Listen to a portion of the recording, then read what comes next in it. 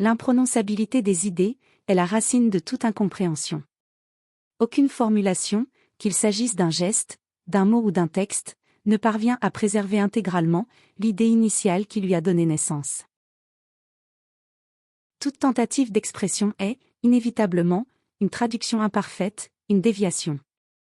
Le résultat peut paraître plus élaboré, ou plus pauvre, mais il ne sera jamais identique à l'élan mental qui l'a précédé.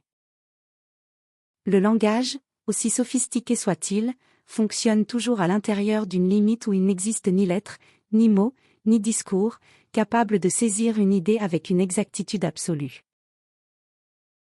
Énoncer une idée est, en dernière analyse, impossible. Ce que nous faisons, c'est nous en approcher, en choisissant la forme, qui semble la moins éloignée de ce que nous ressentons ou pressentons. Aleister Crowley a compris cet abîme entre l'indicible et le dit.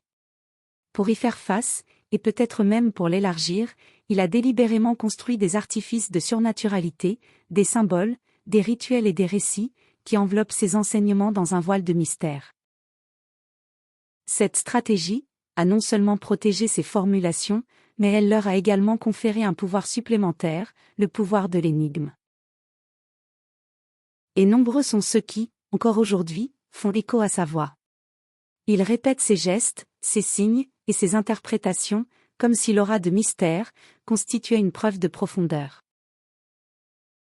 Pourtant, rien ne trompe plus facilement que ce qui se présente comme surnaturel, incompréhensible, et par conséquent, incontestable.